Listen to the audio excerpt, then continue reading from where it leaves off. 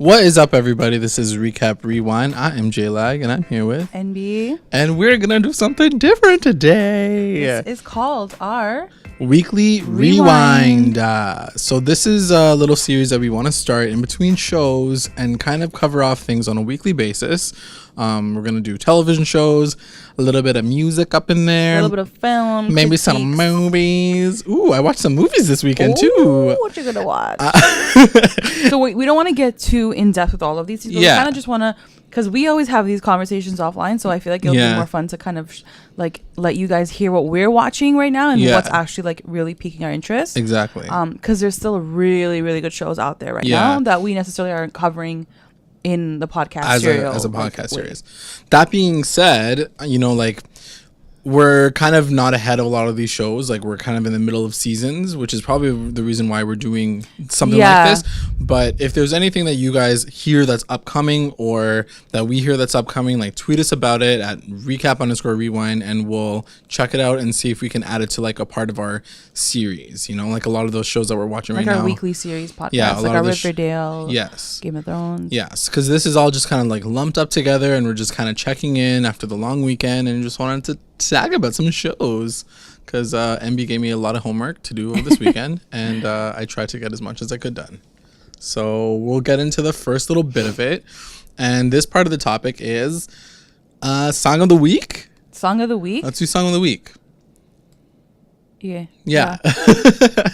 So my Song of the Week, it's been something that's been stuck in my head for the past 2 months, and then they came out with a remix of it just last week.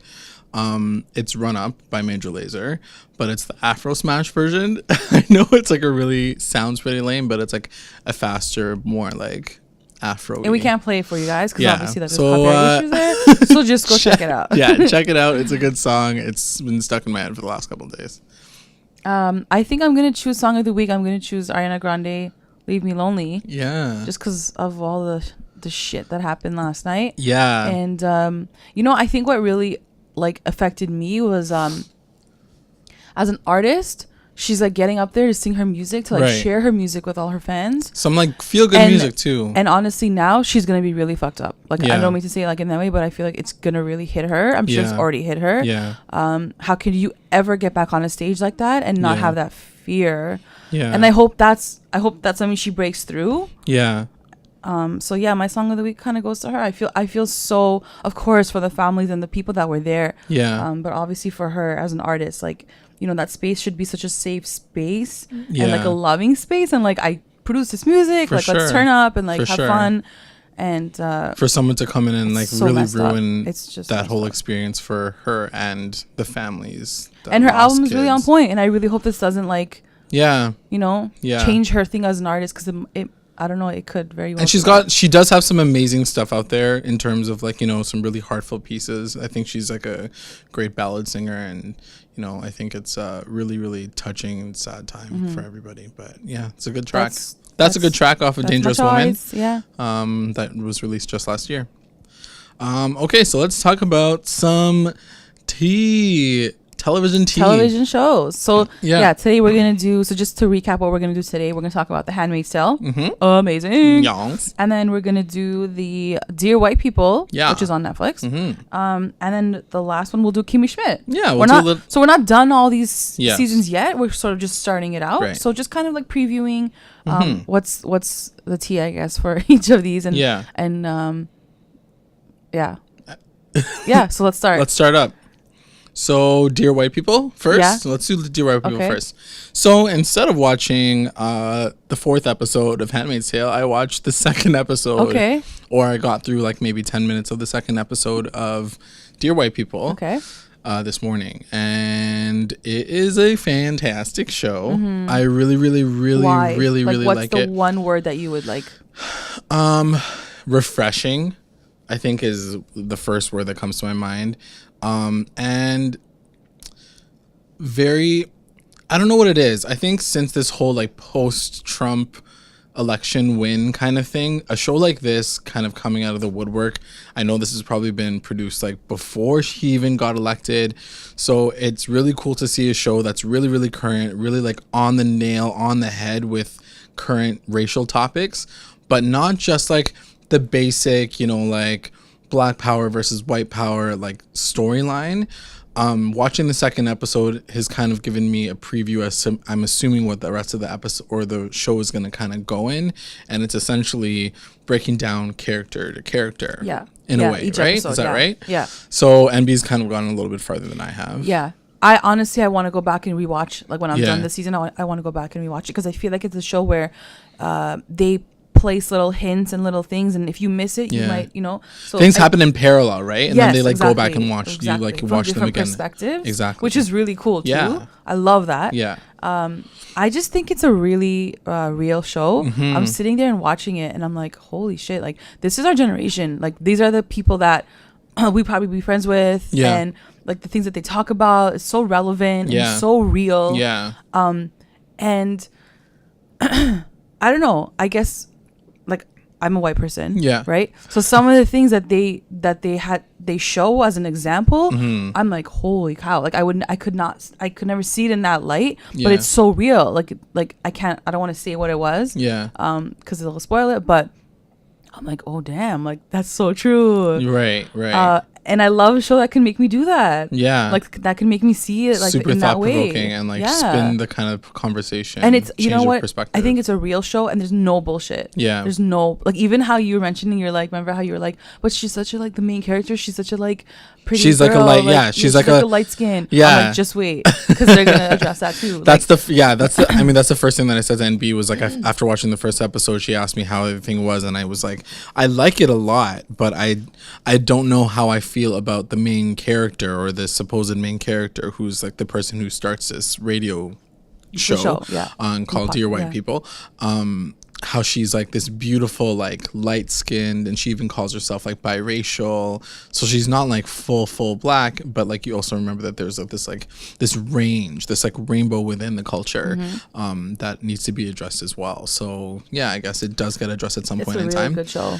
Like the one thing that really stuck with me in episode 2, and I know that I'm not done with it yet, but I know it's gonna like stick with me, is the fact that they focus in on a black gay character, very specifically, and I, you know, like I obviously and during his time when he's sort of coming out, like, it's not even like he's a full-fledged, like he's not out yet, right? So it's like a very like I obviously identify with that a lot, being a person of color who's also gay, and like it's something that really, like seeing a character like that have his own episode and kind of go through that whole like adolescent trajectory where like he doesn't know where he falls, and also like really seeing like right away like all of the homophobia that's within the black culture, which is extremely apparent, and people really, you know, that's a huge issue that needs to be addressed within the LGBT community. So it was really cool to see that, because that's something that I've never seen before, and the way that they're presenting it is really, really interesting.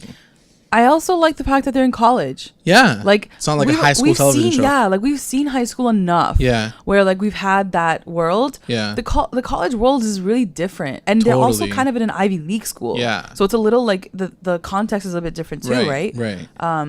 And like Scream Queens had that. They were in college for like, but like obviously Scream Queens is like not the same. But still, like to see in that world, I feel like that's our world sort of. So for sure. I mean, it's definitely the American world. We all Canadians here, but it's you know, it's very interesting to see that whole like Ivy League world and see how like the black community fits into it too, right? Yeah, there's something really and we can say this with The Handmaid's Tale too. Yeah, there's something really, really like these two shows make me feel some type of way about our world right now. Yeah. And sometimes you watch shows to escape and to kind of like forget and you just go into that world of the show. Right. But these two shows are so freaking scary to me because I feel like they're echoing our real life and we don't know. It's just like you really like when you finish watching, you're looking at everything in the world and you're like, oh my god, that already happened and that definitely always happens, or that could happen, or that could happen. Yeah, you know, so like for sure, it's really scary. Definitely watching a show because you're right. A lot of like these scary shows in a good way. I think this is what like art should be doing, is like opening people's eyes, right, and minds. So like it's fine. It's just it's a lot. Sometimes I really wish though that the people that should be watching this show they're not watching. Yeah, too many people.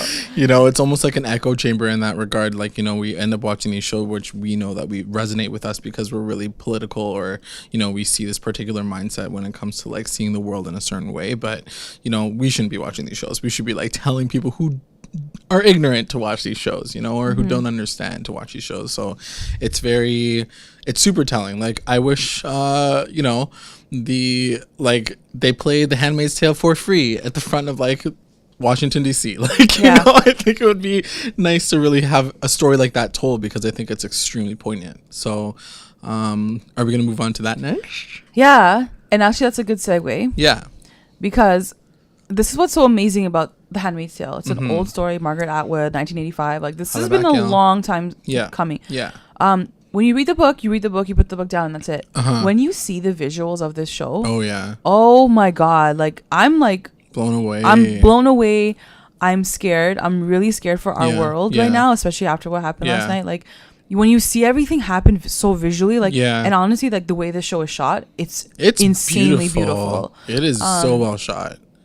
It puts everything into perspective, and it makes it so much more real. Yeah, it's like, so real. It does the book so much justice. Like, they did such an amazing job. Like, I never read the book, and I don't know like how far they delve into it, but the way that they shoot the show, is it focuses on the main character, Offred, and her real name is June, and she is in this kind of post-apocalyptic world where all rights are taken away from women, and fertility is just a focus on having babies. So she's a handmaid, which is the ones that are able to have kids, and she lived in a world where I guess fertility was like an issue. It was starting to become an issue.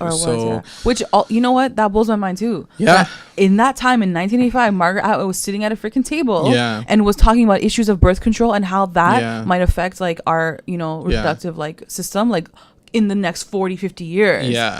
How is she already writing about this shit? Now it's slowly starting to come out, right? I mean, I think it's one of those things where you really see like what can really happen. And like that's crazy though. You shift it like a tiny bit, and like that's why it's so well done, because I think that literally taking something that you would think, like, you know, you're right, like in 1985 writing this book and like reading this story, like you take that one little thing out of it, and you know, even at that point in time, women's rights were like not so amazing. 1985, you know, like things have changed and improved since then, and they're still improving, and they still need to improve in so many ways. Like, there's still such a huge wage gap. Like, there's so many things that, you know, women are still fighting for.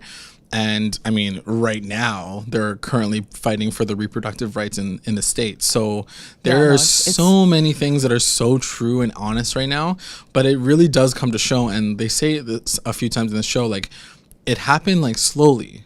Like, you didn't notice. Like, she says it. She's like, we didn't notice these things slowly being taken away. Nothing happens instantaneously. Yeah. It was like one thing, slowly. And you know what? I'm so happy that... So I've watched episode 6. And you stopped at episode 3. Yeah, done the 3. And one of the things that... I forgot what the underlying...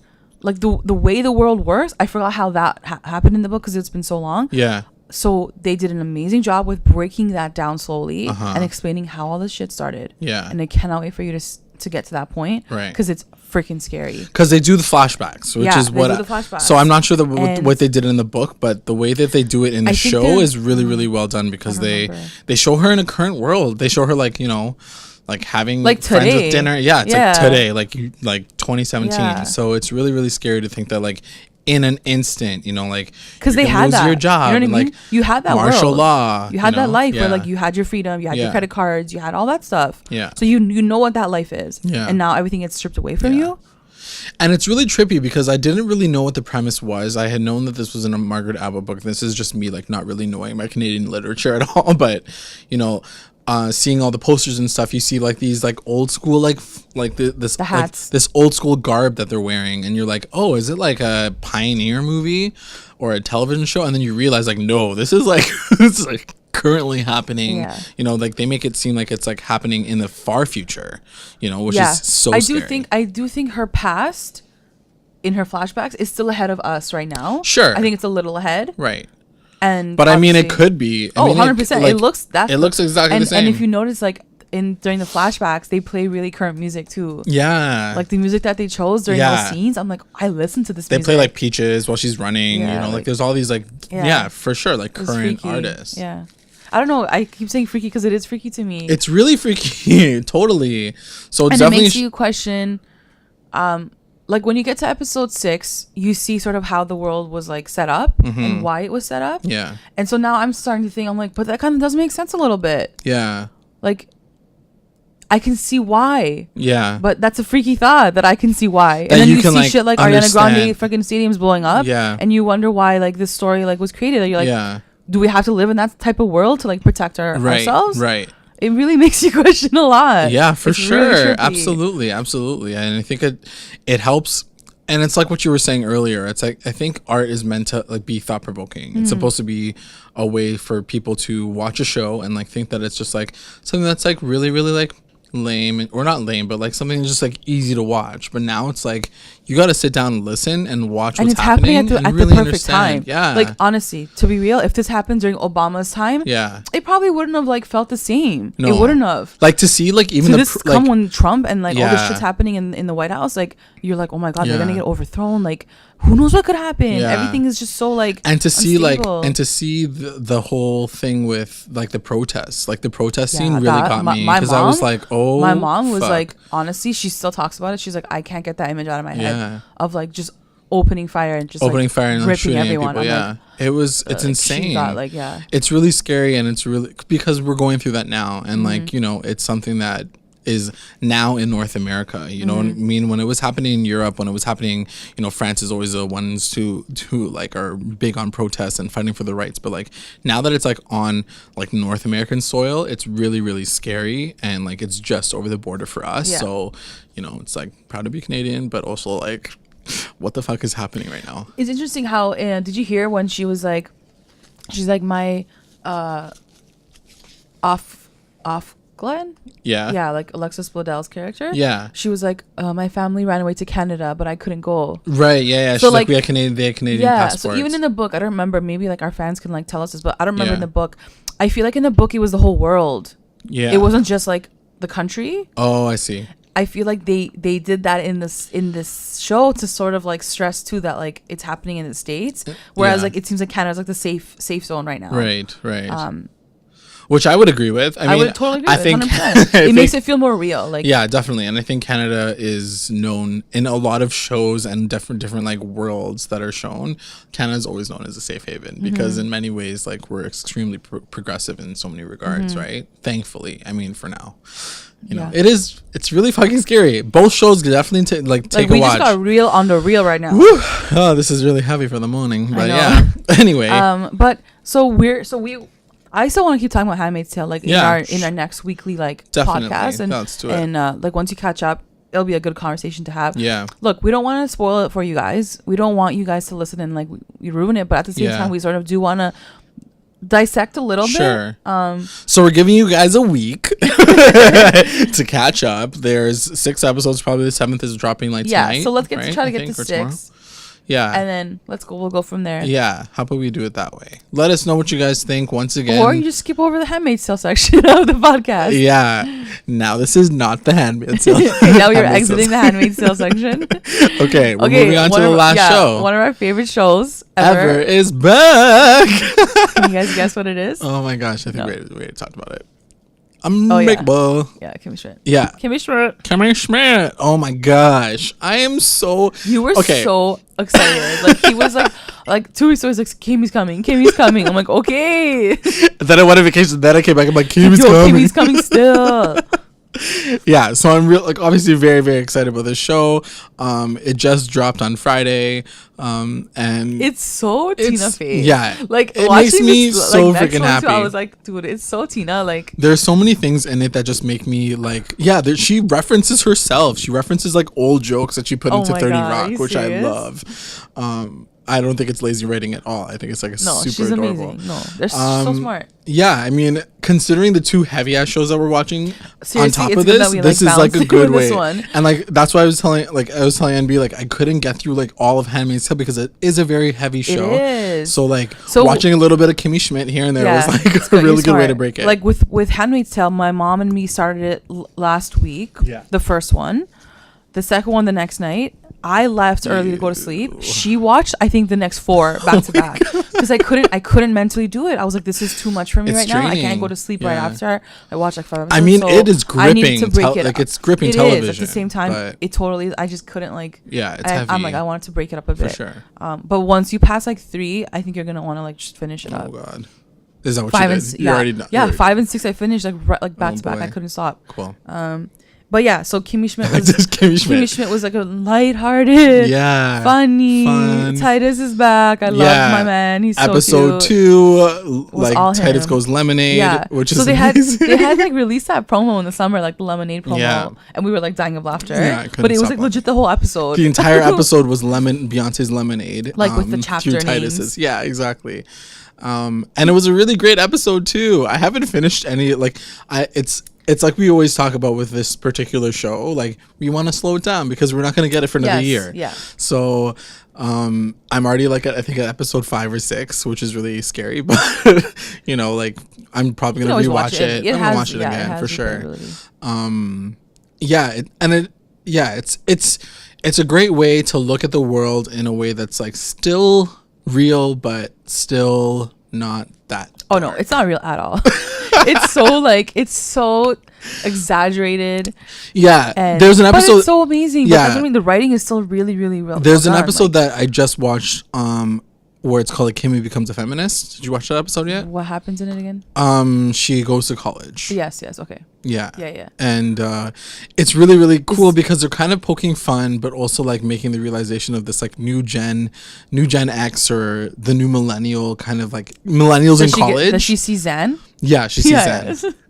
And so, you know, like it's funny. It's this whole idea of like being like gender fluid, and like you know they make all these like really funny references to the way that to the way the world that like you know these new adults and these kids nowadays are really like, they're like, what's your name? She's like, Tony Ravioli, and they're like, oh, you're a guy. Yeah, they're like oh, there's like why are you making fun of this like gender fluid, like no like so far. They took it so far. Oh, my name's not Tony.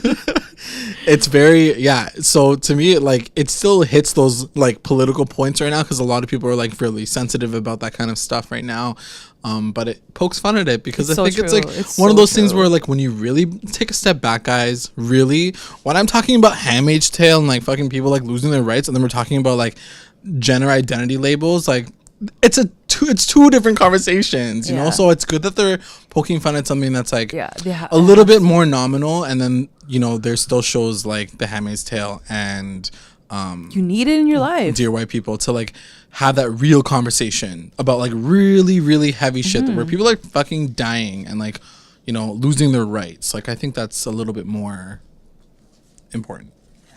Yeah. I think that I don't mean to episode, though, the lemonade episode. It was so funny. So funny. Like he did such he's just amazing in general. I feel like he's the star of the show, to be honest. For sure. But like even that last moment when he's like, I'm gonna let you go, and like and then the last like and then he like has a full song. He's like walking in the tumbleweed. Like what is he doing? It was jokes. Oh God. Like watching like it made me want to watch Lemonade because it made me want to like laugh at it more. Like, I totally wanted to put Lemonade on for sure, just to watch those scenes again. But yeah, she did such a good job with it. Yeah, those are our 3 shows that we're sort of watching right now. Totally.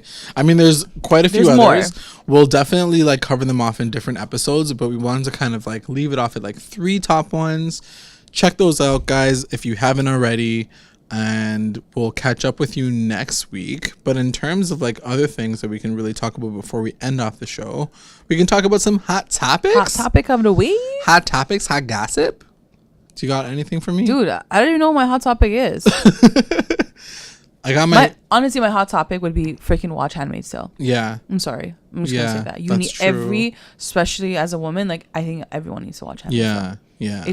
It's not only is it like beautiful, like production wise, and by the way, the acting, Elizabeth Moss, freaking amazing. Like her acting is insane. Like she's really good. There's a lot of moments that are depicted with like just their facial, like, you know, and there's no words, and I'm like, oh god, I feel oh god, this show is so good. Like I didn't watch a lot of things with Alexa Bledel in it because she's like okay, she's a Gilmore Girl. I know that she's was a Gilmore Girl, you know, like, but like watching her in this, like damn. Yeah, her eyes for one are like freaking like glowing. The season's not done yet. There's 10 episodes, but she had my favorite scene in episode 5 or 6. I don't remember which one. Definitely my favorite scene, probably of the whole show. It probably goes to her. But we can talk about that after. But yeah, I think Handmaid's Tale for me right now is like powerful, making me feel some type of way. Yeah, for sure. Not powerful. I don't know. It's kind of freaky. Powerful and scary. I mean, it's supposed to move you in some way, right? I think it's supposed to be a show that like really gets you like, at the core. Like, did you get to the scene where like she's at work and they tell her to like go? Yeah. I was like that. Can you imagine? Can you imagine? And I look at you and I'm like, you're gonna work and I'm not. Yeah. Like it really makes you feel some type of way. Totally. Like my boss, like, you know. Yeah. It pits you against people. Yeah. It can. Yeah. In that one moment. Yeah, for sure. It totally can. And like it happens even with, I know that we're going back to Handmaid's Tale, but like it even goes back to like when they're all arguing after like they both get let go, like in the apartment, and how she's like, you're married to this man. Yeah. And like he kind of gets all the heat because he's like known, he's like in that particular situation, he's the male, he's the alpha, he's the patriarch of the situation. So he's given all of the power, you know, like all of her money gets sent to him. And so, you know, like you see this like exact like frustration and anger from like her friend, and you know, like that it gets very touchy. And like I think that's like the truth of like our current situation is like, you know, like there's people who, you know, call them quote unquote feminists, and there's people who are allies to feminism, and you know, there's this whole idea, and then there's like the whole like other side of it, which is like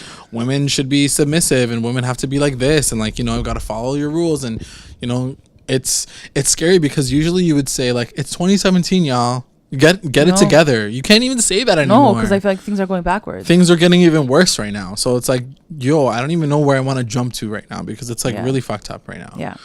Hot topic. That was my hot topic. When you get to Serena Joy's character, you're gonna like, oh dang, that's my hot topic. That's a hot topic. Get to that. Okay, shit. My hot topic is probably I finished watching Get Out.